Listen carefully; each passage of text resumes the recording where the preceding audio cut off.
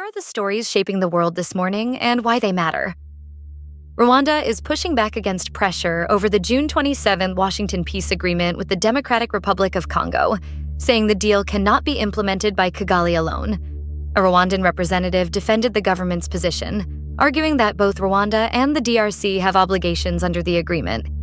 The representative said the deal requires Kinshasa to neutralize the FDLR, while Rwanda is expected to lift what it calls defensive measures.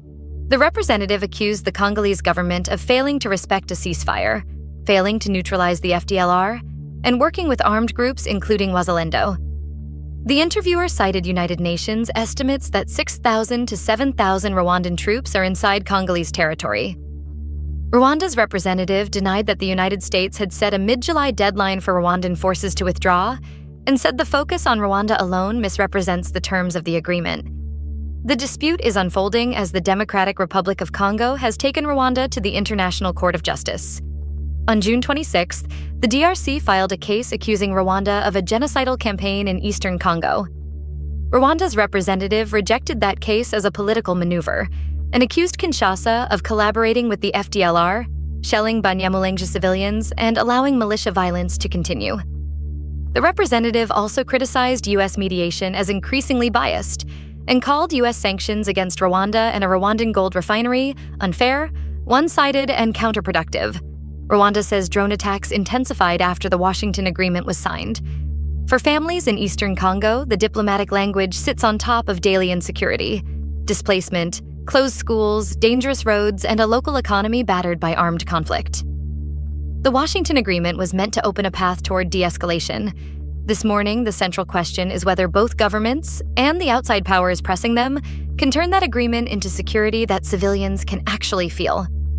In the United States, events marking the 250th anniversary of independence, mixed national celebration with weather disruptions, political symbolism, and reminders of the country's unresolved divisions. Washington hosted fireworks, military flyovers, tall ships, and a presidential address. President Donald Trump told the crowd the country had entered what he called a golden age of America. He also honored military veterans, including one of the first Black officers to lead a special forces team in combat in Vietnam. But the day was also shaped by extreme weather. A severe storm warning forced a 2-hour evacuation of the National Mall before the event resumed. Washington, D.C. recorded its hottest July 4th on record, and extreme heat disrupted celebrations in several places. Events were canceled in Washington, Pennsylvania, and Connecticut, and cancellations were also reported in the capital and Philadelphia. The heat was not just an inconvenience. For workers staffing public events, families traveling with children, older residents, and people without easy access to cooling, the conditions added real health risks. The disruptions underlined how major public gatherings are increasingly being planned around more intense summer weather. There was also a sharper political edge in the capital. Hundreds of members of the white nationalist group Patriot Front marched through Washington, and a Confederate flag was carried during the demonstration. Their presence stood in stark contrast to the broader civic message of the day and to the multiracial history of military service and democratic participation being honored elsewhere in the ceremonies. The anniversary gave Americans a moment to reflect on national ideals, but also on the work still required to make those ideals real. Behind the speeches and symbols are ordinary people trying to build communities that are safe, inclusive, and resilient enough to withstand both political strain and a changing climate. Russian President Vladimir Putin is vowing to continue military operations in Ukraine, while Moscow and Kiev trade competing claims about the fighting in the east and Ukraine's ability to strike deeper inside Russia. Russia claimed it had captured the strategically important eastern city of Kostiantynivka. Ukrainian President Volodymyr Zelensky rejected that claim, calling it another Moscow lie. The dispute over control of the city comes as Russian forces continue pressing across parts of eastern Ukraine, where towns and villages have been hit by repeated attacks, evacuations, and damage to basic services. Zelensky also said Ukrainian forces carried out a successful long-range drone strike on oil and military facilities near St. Petersburg. He said the target was more than 850 kilometers from the Ukrainian border, describing the attack as a sign that Ukraine can reach strategic facilities far from the front line. He said the strike hit oil and military infrastructure. For Russia, the message from Putin is continuity. No sign of stepping back from the campaign. For Ukraine, the message from Zelensky is resistance, including efforts to raise the cost of the war inside Russia itself. The military developments matter well beyond battlefield maps. In eastern Ukraine, families are weighing whether to stay near damaged homes or leave for safer regions. Workers at energy sites, rail hubs, hospitals, and local government offices face danger while trying to keep essential systems functioning. In Russia, attacks on oil and military facilities can disrupt local economies and heighten public awareness of a war that the Kremlin has tried to keep distant from many daily lives. Diplomacy remains strained, and neither side is signaling a near-term breakthrough. Still, the human stakes are clear. Every advance, strike, and counterclaim affects civilians who need electricity, clean water, income, schooling, and a credible path toward security. North Korean leader Kim Jong-un has overseen cruise missile and other weapons tests from a new 5,000-ton naval destroyer, as Pyongyang moves to expand its naval capabilities. Korean Central Television reported that Kim observed the tests on Friday. State media said the launches were intended to assess the ship's combat systems. The vessel was identified as the 5,000-ton Kangon, and successive missile launches were carried out from the destroyer. Kim ordered the ship to be commissioned into active service within 2 months. He also called for speeding up projects to maintain and expand North Korea's war deterrent and combat capabilities. Last month, Pyongyang commissioned the Cheon, another destroyer of the same class. North Korea has laid out ambitious naval plans. It says it intends to build 2 warships of 5,000 tons or larger each year over the next 5 years, including 10,000-ton class cruisers. If carried out, that would mark a significant push by the country to strengthen its navy, alongside its existing missile and nuclear programs. The development will be closely watched by South Korea, Japan, and the United States. For governments in the region, the immediate concern is deterrence and crisis management. For ordinary people, the concern is simpler. Whether military escalation will make daily life less stable, increase pressure on public budgets, or raise the risk of confrontation. North Korea's weapons programs have long come with heavy costs at home. Resources directed toward military production are resources not going toward food security, healthcare, infrastructure, or household needs. At the same time, regional governments face pressure to invest more in defense, even as families are dealing with inflation, aging populations, and economic uncertainty. The tests do not mean conflict is inevitable, but they do add another layer of tension in a region where careful communication, restraint, and practical diplomacy remain essential. Micron Technology has begun expansion work at its factory in Hiroshima Prefecture, in a major investment aimed at producing advanced chips for generative artificial intelligence and other uses. The groundbreaking ceremony was held on Saturday at the plant in Higashi, Hiroshima City. The facility currently produces DRAM chips, a key type of memory used in computers, data centers, and advanced electronics. Japan's Ministry of Economy, Trade and Industry said Micron will invest around 1.5 trillion yen, or about $9.3 billion. The Japanese government will provide about $3.3 billion in subsidies. Industry Minister Akazawa Diorse said semiconductors are vital for green and digital transformations, as well as for economic security. He said establishing a domestic DRAM manufacturing base and a stable supply system is extremely important in the AI era. The installation of semiconductor manufacturing equipment is scheduled to begin in the second half of 2028. That timeline shows how long it takes to build advanced chip capacity, even with major investment and government backing. The project matters for Japan's economy, but also for workers and families in Hiroshima Prefecture. Large semiconductor investments can create construction jobs, engineering roles, supplier contracts, and demand for local services. They can also bring challenges, including pressure on housing, transport, utilities, and workforce training. For consumers, the expansion is part of a much larger global effort to secure the chips that power cloud computing, phones, cars, medical equipment, and AI systems. Recent supply chain disruptions showed how dependent modern life has become on a small number of highly specialized factories.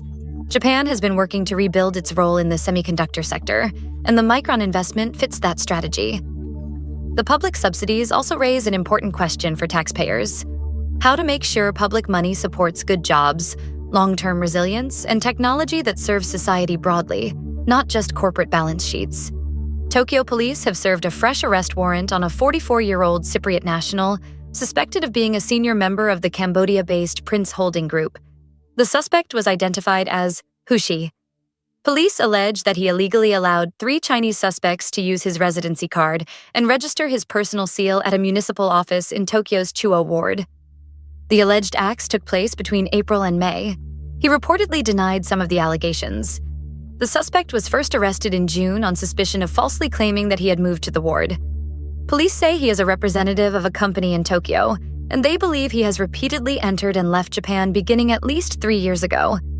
Japanese investigators also believe he is a senior member of the Prince Holding Group. U.S. authorities have sanctioned the group and designated it a global criminal enterprise. The case points to the way transnational crime can rely on ordinary bureaucratic systems, residency records, company registrations, personal seals, and local offices. Those systems are designed to help people work, rent homes, open accounts, and participate in daily life. When they are exploited, the consequences can spread far beyond one administrative filing. For local governments, the challenge is to detect fraud without making life harder for foreign residents, workers, students, and families who follow the rules and depend on fair treatment. For police, the case is part of a broader effort to track networks that move people, money, and identities across borders. The allegations also show why international cooperation matters. Groups accused of operating across multiple countries can take advantage of gaps between legal systems. Sanctions by U.S. authorities, police work in Japan, and scrutiny of companies tied to overseas networks all form part of the response. At the center of the case is a practical question: how governments can protect public institutions from organized abuse while preserving openness, due process, and trust for the communities those institutions serve. Western Japan is preparing for heavy rain through Monday, with officials warning that northern Kyushu could see extreme downpours.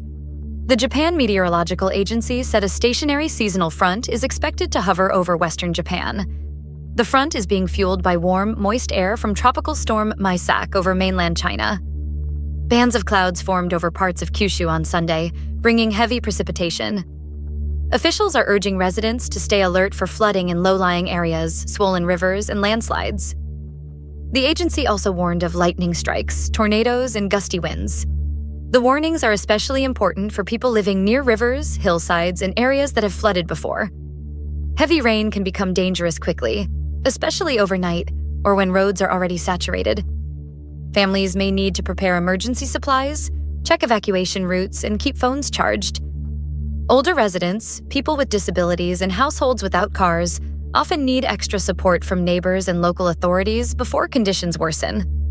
For workers, the storm threat can disrupt commutes, deliveries, construction, farming, and small businesses. In rural areas, landslides can cut off roads and delay emergency services. In cities, overwhelmed drains can flood underpasses, stations, and homes. Japan has extensive disaster preparedness systems, and local officials are again asking people to act early rather than wait for conditions to become severe. The clearest advice is practical. Follow local evacuation information, avoid swollen rivers and drainage channels, and do not drive through flooded roads. The rain is part of a familiar seasonal pattern, but warmer air can hold more moisture, making some downpours more intense. That makes preparedness not just an emergency response, but a long-term public safety issue involving infrastructure, housing, land use, and climate adaptation. In eastern Germany, a heavy police presence remains in Erfurt after more than 30,000 protesters attempted to block a national convention of the far-right Alternative for Germany party. The AfD held its weekend conference in the city and re-elected its 2 leaders. The party continues to rise in national polls, making the convention a focal point for both supporters and opponents. The protests reflected deep concern among many Germans about the normalization of far-right politics. Demonstrators attempted to block the event on Saturday, while police worked to maintain order around the city. The scale of the protest showed how strongly civil society groups, activists, and ordinary residents are reacting to the AfD's growing influence. Germany's politics are under pressure from familiar issues: cost of living, migration, housing, energy prices, and distrust in institutions. Far-right parties often turn those pressures into blame, directed at migrants, minorities, and democratic opponents. A progressive response has to take people's economic concerns seriously while rejecting scapegoating and extremism. For workers and families in places like Erfurt, the stakes are not abstract. Political polarization affects workplaces, schools, local councils, and neighborhoods. Immigrant families, Jewish communities, Muslims, LGBTQ people, and others targeted by far-right rhetoric can feel that tension directly. At the same time, many voters who feel ignored by mainstream parties are looking for answers on wages, public services, and regional inequality. The large counter-protest is a reminder that democratic resistance is not limited to parliament. It also comes from unions, community groups, students, faith organizations, and local residents who choose to show up.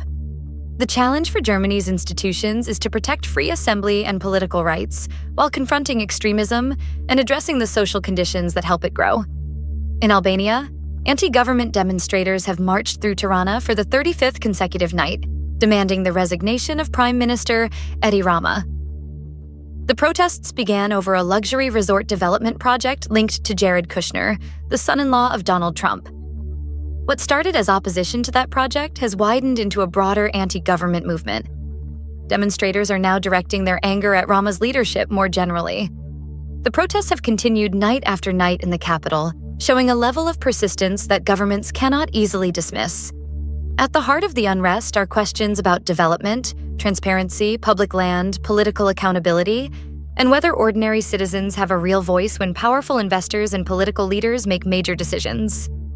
Luxury resort projects can bring investment, jobs, and tourism revenue, but they can also raise concerns about who benefits, who is displaced, what happens to coastlines and public spaces, and whether local communities are consulted in a meaningful way.